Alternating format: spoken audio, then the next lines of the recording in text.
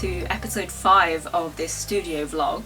I thought I'd try something different in this one because I've been way too busy to put together everything that's happened over the past 4 months. So I thought I'd take you on a small journey I've been on for about a week, painting this month's Patreon painting for October, interchanging some commentary about workflow, update on the painting process, and some random life stuff. Enjoy. Hello. So it's been a super hectic month. I have had one exhibition weekend, and on Friday I went to Bethwell to install some paintings and some prints for a month-long exhibition there. So I've literally been, my hands have been really full so far this month, which means that I'm a little bit behind on the Patreon painting. This is also the month where a lot of people should receive the rewards, or at least at the start of November, and I really should be sending off the painting to printers for samples and stuff like that. So I'm going to try and attempt to finish this month's painting this week.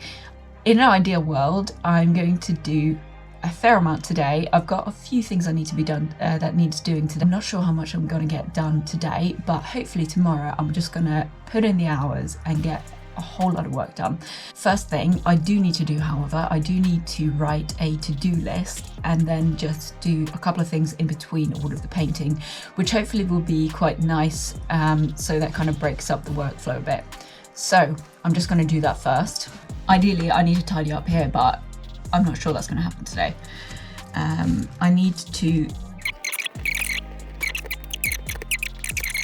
Cool, so let's see how that's going to turn out. I'm still getting to grips with using an airbrush. I did a mock-up background I liked in Photoshop to have an idea of colour and composition. Each painting medium comes with its own limitations, and a big one for me using acrylics is how to create blurred lines and how to blend. Because the paint dries so quickly and, in my opinion, is much more transparent than oil paints, it's really difficult to get a smooth blend. This is the main reason I started using an airbrush. As you can see, I'm still experimenting a little. I wanted to get a result that had lines that indicated branches and leaves far off in the background. So I started off creating quite a lot of shapes that in my head I would cover up with more transparent layers later on. This really didn't work, so I ended up covering up most of the shapes to get a more organic and natural look to it, and I'm pretty happy with the end result. On to the start of the painting. I'll just let you know, I totally cheat when it comes to transferring a sketch. I just use a carbon transfer paper because taking the time to sketch it out would take another 2 to 5 hours for me, and that would be half a day gone already. I'm all for cheating to save time like this, and for me it's all about the painting anyway. When I start painting, I usually start with the most obvious bits, which is usually whatever black or darker shapes I can find. This helps me build reference points and structure easily. Each painting is always an experiment, and although I use many of the same techniques in every painting, it always takes a little time to figure out which ones that work. When there is a lot of luminous colours, so like the green in this painting, I usually have to layer the paint quite a lot to make the colours stand out. I like to start to try out small areas in the beginning to let my head mull over what to do with it whilst I paint easier sections in between. I really enjoyed painting the details around the head. Golden Paint's high flow paints is perfect to use for fine lines. They are so liquid it's almost like painting with inks. I usually use a small soft watercolour brush to get the fine lines. The only thing to look out for is that you have to keep loading the brush with paint so the line doesn't break. You also have to be careful not to overload the brush with paint, as the lines will be too blobby and thick.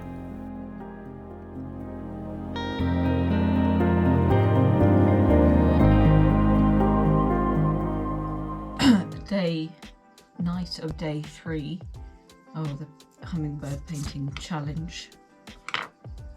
Good morning, or good evening, or good night, I don't know. It's about 20 past 2 in the morning. I have to go to work at 4:30 in the morning. Yeah, I did not get anywhere near. So I wanted to finish the painting yesterday, and that did just not happen. This is currently how this is looking. Basically the paint is just like the way that it is at the moment is just it's a lot of layers.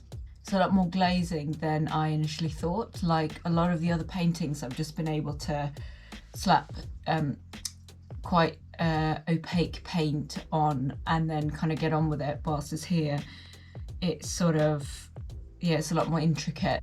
One layer doesn't really cover the layer underneath that well, so I'm just gonna have to keep working at it.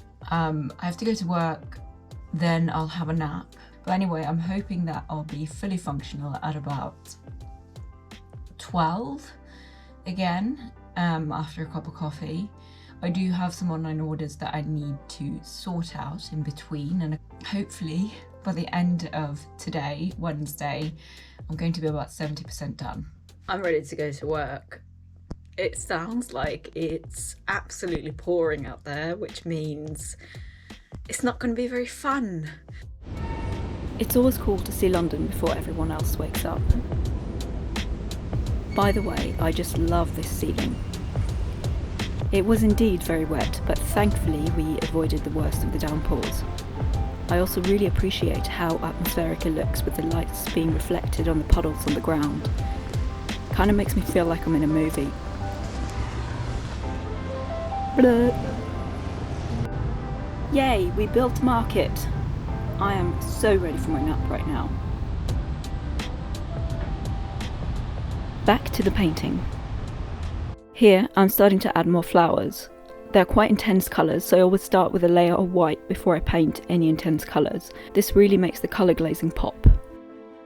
For the small feathers on the chest, they are sort of dark towards the top, and I'm a fan of spaced out white endings, so I decided to start with the dark glaze, then add dampened thin out white lines for the end of the feathers to create the pattern, and then continue glazing towards the top to add depth to it.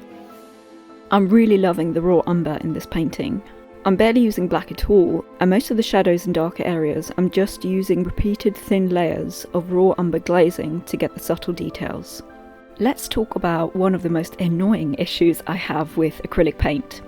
It's really hard to get a perfect glaze. At least I'm not sure how to do it. I really cringe at the amount of brush marks left on the flowers. Flowers and smooth areas really has been the most challenging part in painting these birds. Feathers and fur in general I find really lends itself to the properties of acrylic paint. Hi, it's Friday. I said I wanted to try and finish the painting by Tuesday. That hasn't happened. Did not get a lot of stuff done on Wednesday. I was so put off and by the early morning start. Yesterday I was really wired, and then I had work in the evening, and I just did not have the concentration to sit still and do a lot of detail painting. So I did a load of other stuff, lots of admin, sorted out some online orders. I thought I'd be able to do most of today, but to be honest with you, my concentration is shit. Right now, I just can't, because you have to really think about the details that you're painting and make sense out of the kind of abstract nonsense, and I just do not have the patience today. Yeah, my mental health today has been really shit. I'm probably just feeling sorry for myself, but there you go. I think I'm really feeling the grind today. So I'm gonna show you the painting so far. Here we go, that's what my work desk looks like. I'm actually pretty far along with it, but still, rather than be more frustrated and add to it, I'm going to try and be kind to myself. I think I'm going to leave the painting for today. I'm going to go for a quick climb before work this evening. Did a little bit of meditating today, but yeah, I just couldn't kind of sit through it. So, and I think at this point I just need to distract myself, because if I sit here and fester in it, it's just not going to be a good thing. So I'm going to go out and go for a climb and hopefully feel fresh tomorrow. I actually enjoyed painting the leaves a lot, probably because all the colours in the leaves are quite similar and it was much easier to get a blended look than with the flowers. Hello.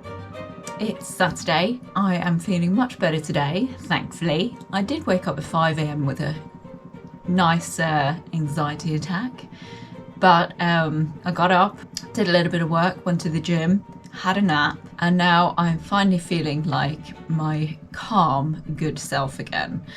Let's get some painting done.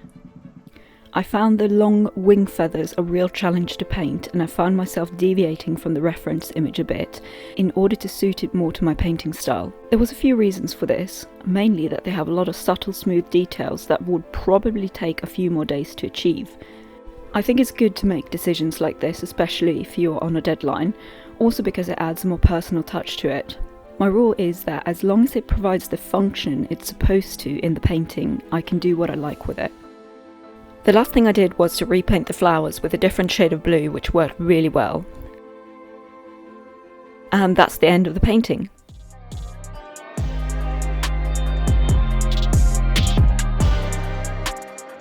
So I finally finished the painting, photographed it, and tomorrow I'm going to send off for some samples for prints and greeting cards.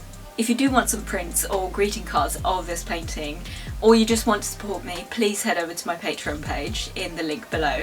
All members get access to a secret shop where you can buy prints from all the previous artwork I've created for my Patreon. And hopefully soon I will be working on some tutorial videos that will be available only on there. Lastly, thank you so much for watching. If you've enjoyed this video, please hit like and subscribe, and do leave a comment if there's anything painting related that you'd like to know in the future. See you next time.